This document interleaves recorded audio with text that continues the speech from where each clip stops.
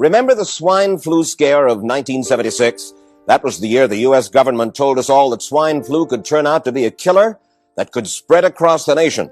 And Washington decided that every man, woman, and child in the nation should get a shot to prevent a nationwide outbreak, a pandemic. Well, 46 million of us obediently took the shot.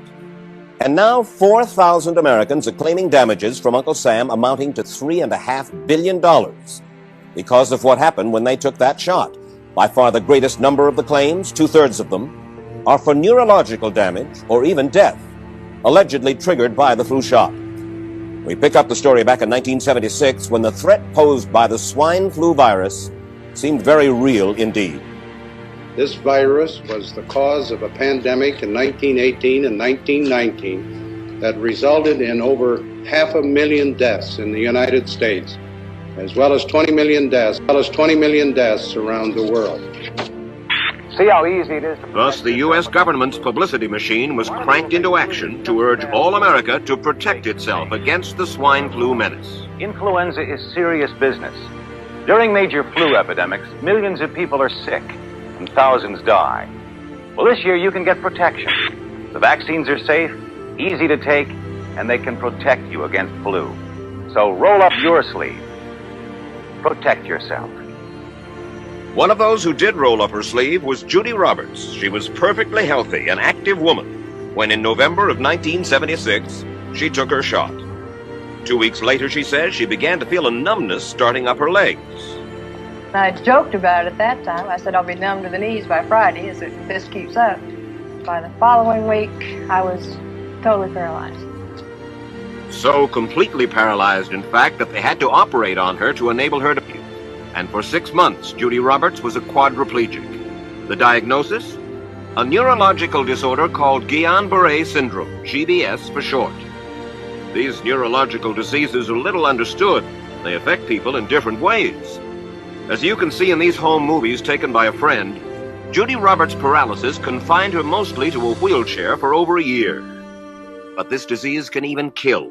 Indeed, there are 300 claims now pending from the families of GBS victims who died, allegedly as a result of the swine flu shot. In other GBS victims, the crippling effects diminish and all but disappear. But for Judy Roberts, progress back to good health has been painful and partial. Now, I notice that your smile, Judy, is a little bit constricted. Yes, it is. Is it different from what it used to be? Very different. I have a greatly decreased mobility in my lips.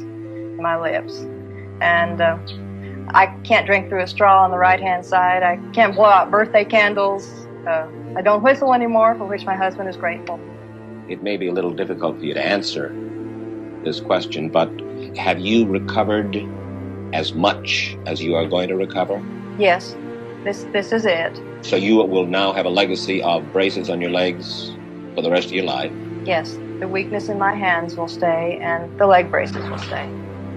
So Judy Roberts and her husband have filed a claim against the U.S. government. They're asking $12 million, though they don't expect to get nearly that much.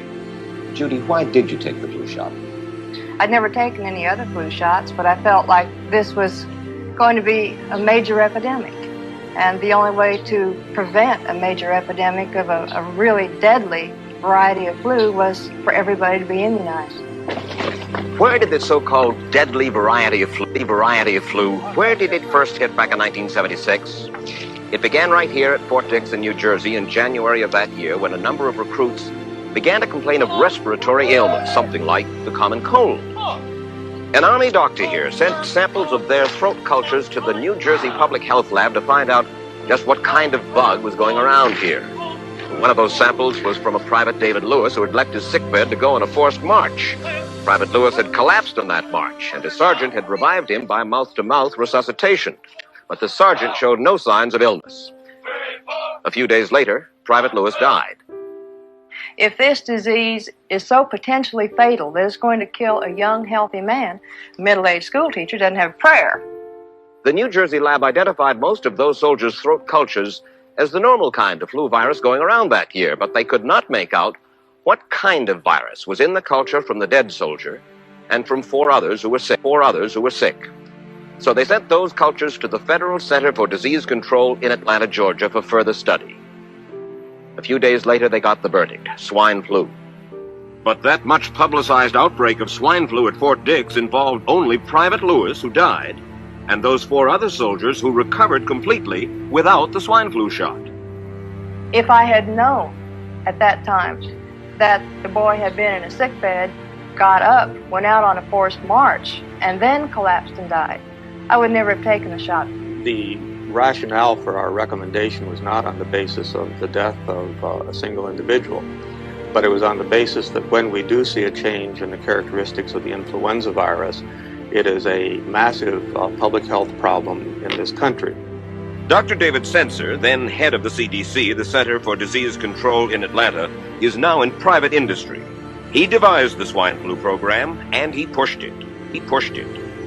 You began to give flu shots to the American people in October of '76. October 1st. By that time, how many cases of swine flu around the world had been reported? There had been several reported, but none confirmed. There had been cases in Australia that were reported by the press, by the news media. There were cases in... None confirmed. Did you ever uncover any other outbreaks of swine flu anywhere in the world? No. Now, nearly everyone was to receive the shot in a public health facility where a doctor might not be present. Therefore, it was up to the CDC to come up with some kind of official consent form, giving the public all the information it needed about the swine flu shot. This form stated that the swine flu vaccine had been tested. What it didn't say was that after those tests were completed, the scientists developed another vaccine, and that was the one given to most of the 46 million who took the shot. That vaccine was called X53A. Was X53A ever field tested? I can't say. I would have to... It wasn't. I don't know. I would think that you're in charge of the program. I would have to check the records. I haven't looked at this in some time. The information form, the consent form, was also supposed to warn people about any risks of serious complications following the shot. But did it? No, I had never heard of any reactions other than a sore arm, fever, this sort of thing. Judy Roberts' husband, Gene, also took the shot. Yes, I looked at that document. I signed it. Nothing on there said I was going to have a heart attack or I'd get Guillain-Barré, which I never heard of.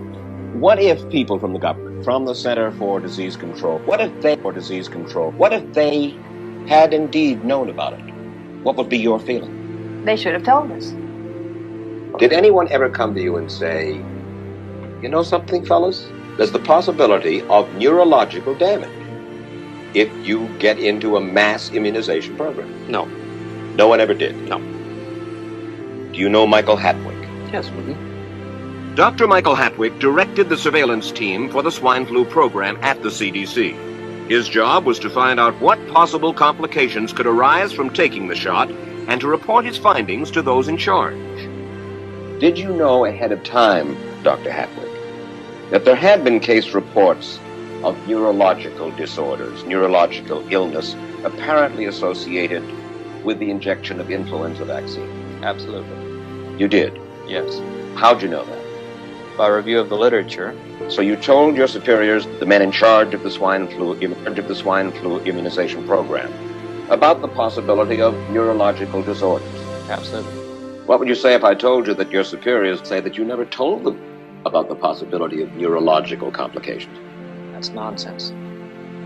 I can't believe that they would say that they did not know that there were neurological illnesses associated with influenza vaccination. That simply is not true. We did know that.